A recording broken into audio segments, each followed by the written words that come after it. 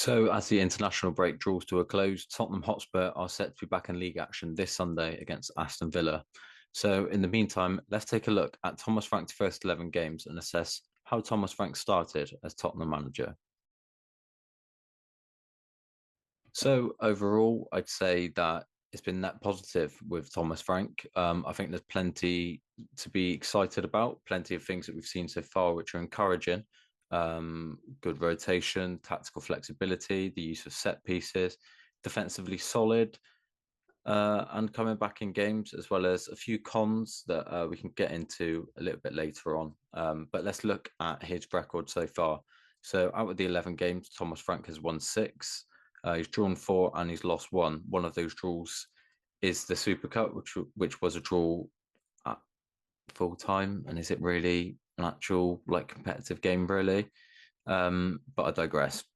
11 games, 22 goals scored, nine conceded, plus 13 goal difference, and Spurs sitting in the top four of the Premier League. I think that's after the sort of chaotic start to life at Tottenham for Thomas Frank with the Eze and the Gibbs White sagas, Daniel Levy going, obviously coming in for Ange Postecoglou, who, yes, he divided opinion, but also broke our trophy drought last year and then was subsequently sacked. So coming into that role, especially replacing someone like Ange Postecoglou, who, whilst he doesn't have the tactical nous of Thomas Frank, he also has that strong personality, that sort of cult of personality, which a lot of people can get behind. Thomas Frank's a bit more of a reserved character, a bit more sort of head over heart. And yeah, I'm enjoying life so far under Thomas Frank. It's not to say it's been perfect, but I think there's been a lot to be positive about. One good thing we've seen is the rotation. Every position's been rotated, really. We've seen, players last year that played a key role for us in hard times, such as, off the top of my head, Archie Gray, Jed Spence, Kevin Danso. They've all got a fair amount of minutes. Yes, Gray and Danso haven't got as many as Spence, but it's nice to see that, they're sort of bearing the fruits of their labour from last year. Um, and I'm liking that. I think one thing about Thomas Frank, a lot of the snippets you've seen from Brentford's media team throughout the last few years has been how good a man manager he is. And I think we're seeing that as Spurs, especially in terms of the rotation. And if you look at every position, it has been rotated. We've seen Kinski in goal. Admittedly, it was a League Cup game. We've seen Spence and Porra rotate at right back. Spence and Adoggy, sorry, rotating at left back.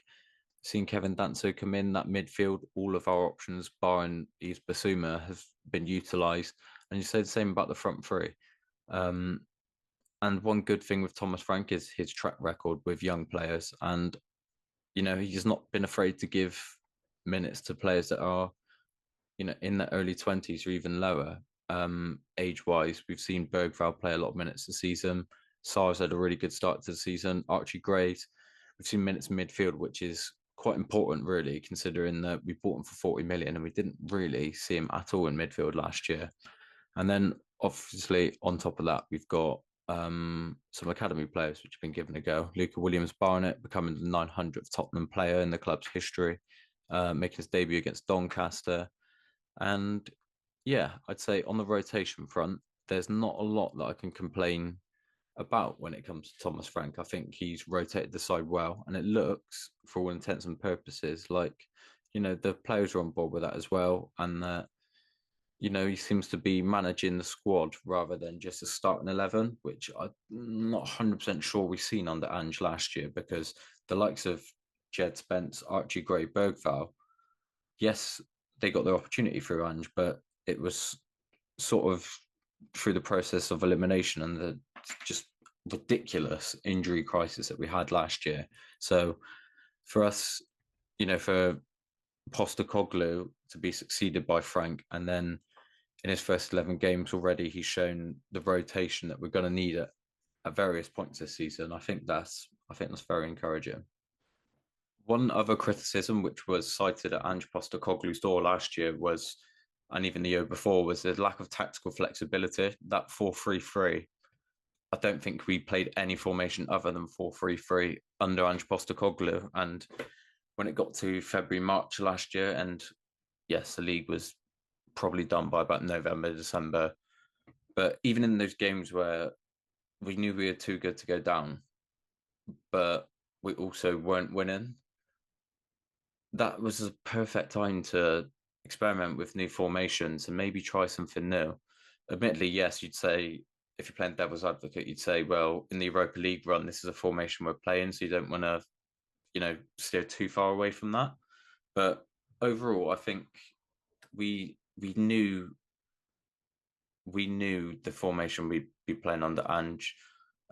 We've seen that from the very, very first game against Brentford, ironically against Thomas Frank, all the way to that last game against Brighton. And it was worked out about six, maybe not even that, 3 or 4 months into a new season in his first year. And there was nothing done to address that. There were some minor things we did, like set pieces and things like that. But in terms of the actual tactical flexibility, Postecoglou didn't change at all. He played one formation throughout 2 years, and I will always, always, always love him for delivering that Europa League trophy. Um, but it just wasn't sustainable. And in the cold light of day, now you look back, you say, yes, if you take the emotion out of it, which admittedly at the time you can go back and see when Ange Postecoglou was sacked, I was saying about if you take the emotion out of football, and that is what football is, the best part of it and what we get from football is from the emotion. But also, in hindsight, you have to say that was a brilliant decision. It really, really was. In terms of Thomas Frank's tactical flexibility, we've seen in his first game he deployed that 3-5-2 against PSG. We've also seen the 4-3-3, and then sort of since Xavi Simons has come along, a bit more of a 4-2-3-1, and that's only in 11 games that he's shown 3 different formations, which have worked really. And that's just something that we didn't see under Ange last year. And you could arguably say that is one of the reasons that Postecoglou, yes, he won a Europa League, but he was also sacked. And maybe the sort of stubbornness, you might call it, or lack of tactical flexibility is what may have cost him in the end, alongside the results.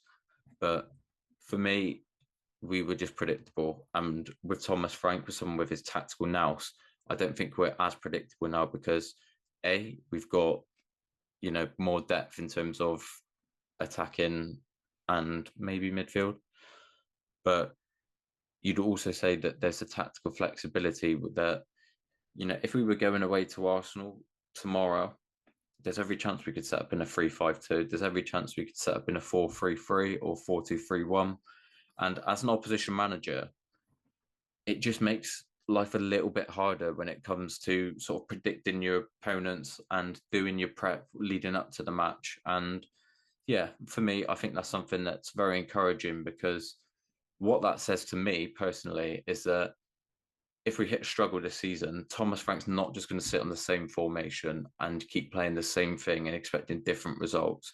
He's going to adapt when he needs to. And I think that is very encouraging to me. I think that's something that a lot of Spurs managers haven't done really for a while. The last one I can really remember was Nuno doing it, but that was sort of 4 or 5 games in where there was no plan at all. And it was sort of just wild cards every game.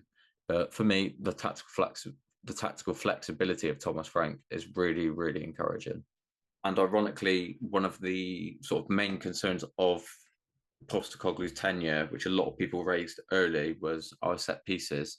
That we looked extremely, extremely vulnerable in that first season under set pieces. Yes, it got better the second season, but wouldn't quite say it was great. And then going forward, it feels like we didn't score a lot from set pieces from Ange. And yes, I think we've only scored from one under Thomas Frank. But that PSG game, a team which has just won the Champions League quite convincingly, 5-0 in the final, only 3 months before. Yes, it was slightly undercooked PSG team, but also that long throw from Kevin Danso, it was giving them problems, and it was the sort of problems which they probably weren't used to seeing at elite level football, because a lot of it is the very best players playing the very best football, and especially in the modern day, and not a lot of teams like to get ugly and sort of make this marginal gains. And I think that's exactly what Thomas Frank is all about. Those marginal gains are what would have took him up from the Championship. They would have kept him in the Premier League and seen Brentford year upon year slowly getting better and better. And I really like it. I think especially the last 2 years, we've just looked not dangerous from set pieces. And when you're in the ground and maybe you're chasing the game and you get a corner, you know, yes, there's just the excitement of sort of getting caught in the moment of the potential of a new attack, but it didn't ever really feel like we were going to do anything from those set pieces. And with Thomas Frank, he's obviously got set piece coaching, which obviously Ange Postecoglou quite famously didn't deploy. And yeah, I think it's really promising, and I think even someone like Bergval, who's such a good player and such an elegant player, him having a long throw in the locker, you know, that just adds another element to our attack. And sometimes there were some times where with Kevin Danson, we're seeing the long throws against PSG. I was thinking, is this just going to be when Kevin Danson's on the pitch that we're trying this? But clearly, Bergval has got long throw as well, and that can be a weapon. And I think we'll see it at times this season. I think we're probably going to score from a throw in at some point this season. But yeah, it's just marginal gains. And with Thomas Frank, it is head over heart with Ange.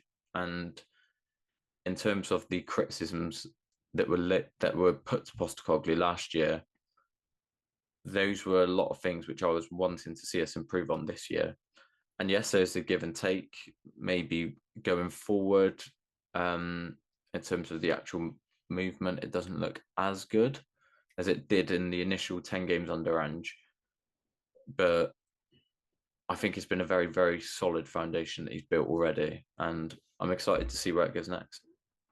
And one thing that we've seen a lot more recently since the last international break is our ability to come from behind. And, you know, games, it's quite easy to say, yes, we wouldn't have come from behind last season if you're looking at sort of the second half of last year where we're sort of playing games which are a dead rubber and don't really mean anything to us. But I just think that, yeah, I just think we look better. I think it's literally that simple in terms of when we're losing in losing positions. I've just got more confidence that, you know, that we'll come back, and maybe it's because it's early in the season and we've got more to play for. But in terms of the comebacks, Bodo, we were terrible. Didn't really deserve anything for the game. Wolves the same. Both come back and got 2 points. From that, come back from 2-0 down against Brighton. And it's one of them things where over the course of the season, there'll be times where, you know, we won't come back or we'll play really well and we won't deserve to lose or draw, but we will. But that's just how football works. If you look at over the course of the season, it will probably maybe even itself out, but there'll definitely be times where we're playing well and we drop points when we shouldn't really deserve to. Another thing I want to touch on just finally in terms of the things that has worked for Frank, defensively we look so much better. And it's nice that considering the injury record of our centre backs that we're not solely reliant on just Van der Ven just running like a madman, using his pace to get us out of trouble, because it feels like that was a lot of what was going on during Postecoglou's time. And obviously we've seen in the first season that hamstring injury against Chelsea, seen him get injured against Chelsea last year as well. But yeah, I think we've looked solid, more defensively solid, and obviously having players like Romero and Van der Ven available each week is a big, big help. And obviously having Kevin Danso in reserve is also a big help. But I think it's just knowing when to deploy that. And look, Ange done it in the Europa League. When I was there, I could see him calling Kevin Danso early over pretty early, sort of looking at Amorim and trying to adjust just to win that game, adjust to Amorim's tactics or so on and so forth. But defensively, I think We've not conceded a goal in the last 15 minutes of a Premier League game, which is very, very encouraging. Um, I think other than PSG, I don't think we've conceded any in the last 15 minutes. And in that Leeds game, there were times where Thomas Frank, quite clearly, you could see the point where in his head he went, "Yeah, I'm gonna stick with what we've got, and I'm gonna lock this game down." And I don't mind that. I don't mind it at all. There's going to be times this season where it's, we're going to maybe be winning 1-0 or 2-1 and on the back foot, and then we sort of retreat back defensively and we'll drop points. But I think over the course of the season, it'll be net positive for Spurs in terms of, seeing out games. And that's something which we just didn't see last year. So overall, it's been net positive for Thomas Frank at Tottenham so far, I'd say. That's not to say it's been perfect. I still think there's some things to work on. The main one being our attack, really. Um, with our attack, we've significantly improved it in terms of adding Kudus, adding Javi Simmons. That's two players who are going to go straight into that 11 straight away. Obviously, you've got Madison and Kulusevski not available. You've had some problems with Solanke, but you've also had Kolo Muani come in, who himself has had his problems, but just feel like we've not quite clicked in an attacking sense yet, which, it's very rare that a team does in the first 11 games.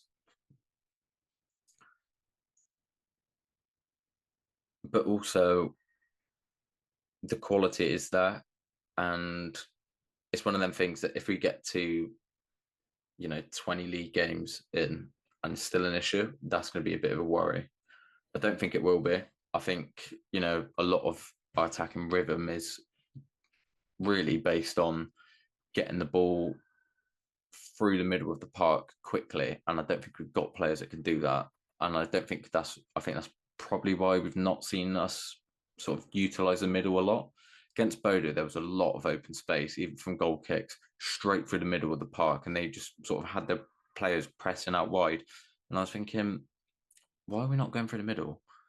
And obviously, I think the midfield that there might have been Paulinho and Bergval. No, I think it's Ben Corsar, Bergval.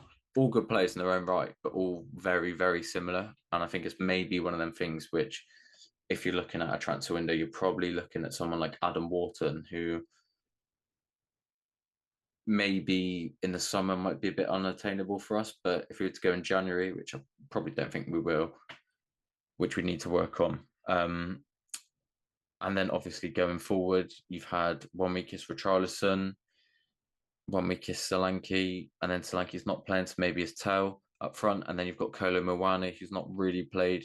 And then that left-hand side, I think it's just a straight shootout at the minute between Johnson, Odegaard, and Tell. Johnson, if you look at his output, is the best option in terms of goals and assists. But I think in terms of overall play, if we give Wilson Odegaard the chance, even until January, I think he's going to be the player which is going to help solve that issue for us.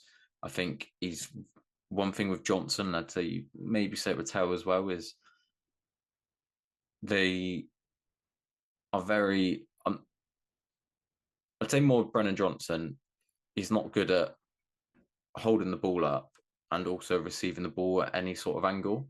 And if you look at a lot of our good attacking players come from the right hand side, where someone like Kudus, you can give it to him any angle, any speed, he'll control the ball, he'll find space. And that's something that we've not seen on that left hand side against Leeds with Xavi Simmons through the middle, Odegaard on the left and Adogi. I think that's probably the way forward in terms of if we were playing, a really big game at home. That's the team, that's the sort of left hand side that I'd want to see Adogi, Odegaard, maybe Simmons through the middle. And Simmons hasn't got going really. I think the Leeds game was starting to see little glimpses of his quality. And I'm hoping that, after this international break, we might see it a bit more. And obviously that will come with him playing his natural position. He can play on the left, but it's not it's not a best position. And I think if you're spending that amount of money on a player, you need to play him in his best position to get the best out of him. But like I say, it's only 11 games in. For a team which in my own words, hasn't clicked in an attacking sense so far. We've already scored 22 goals this season. So I think that's a positive. And I think when we've got players like Kulusevski coming back, Solanke, Kolo Muani, Madison, I think we're going to improve in that attacking sense. But I think it's just a case of maybe being patient, waiting for those players to get back and then sort of find a temporary solution in the meantime.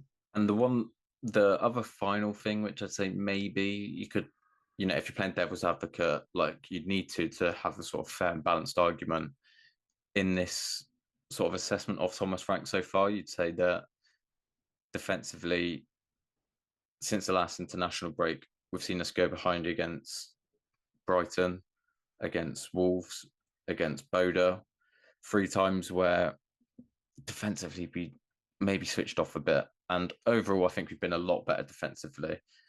And we've obviously showed good character in each of those games to come back, but it's also a habit you don't want to get into because the sort of, I don't know if you'd call it maybe complacency if we're a goal or two down and you think, oh, it's fine, we've come back before, we can do it again. But I don't think it's a big issue. But I think again, much like sort of the other, I wouldn't say criticism or critique of Thomas Frank is if you get to 20 games in and we're going behind often,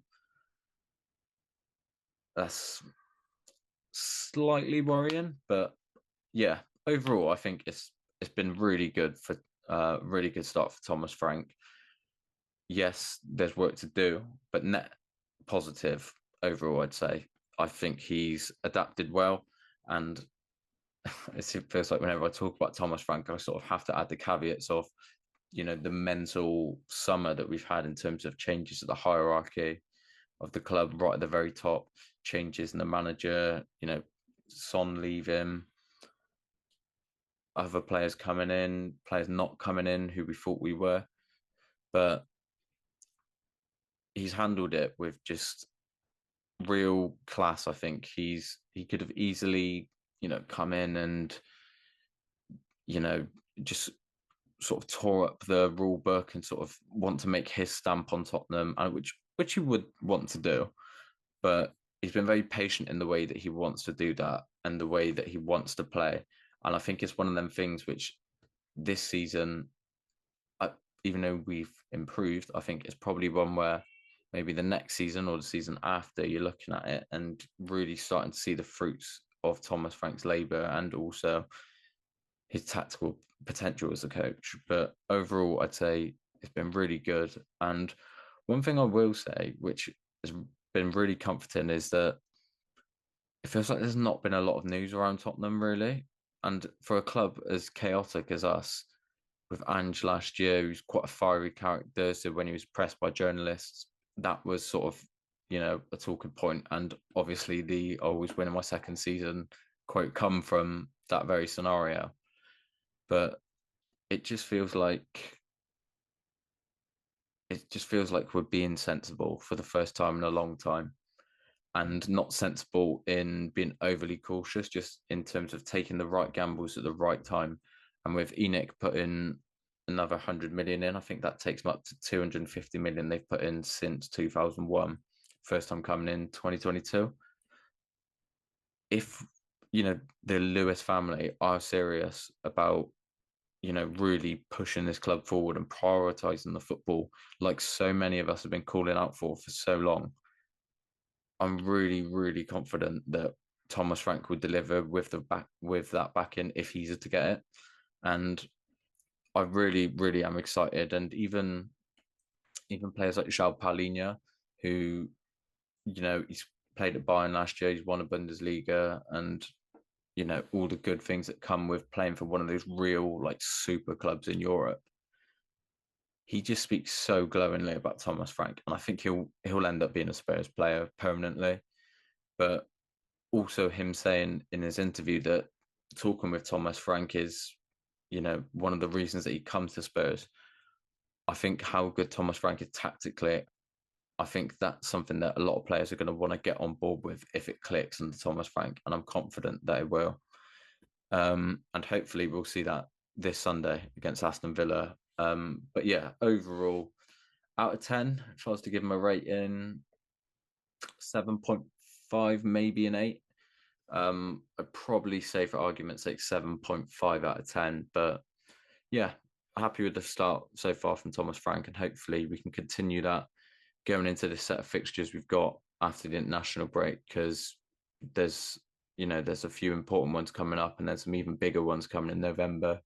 So yeah, overall, Thomas, keep doing what you're doing. Not that you're watching this video or that this will ever get back to you, but promising signs so far, and I think the future is starting to look a lot brighter, especially when you look at the record Thomas Frank has with young players, and generally the young players that we've got out on loan, how young our squad is generally.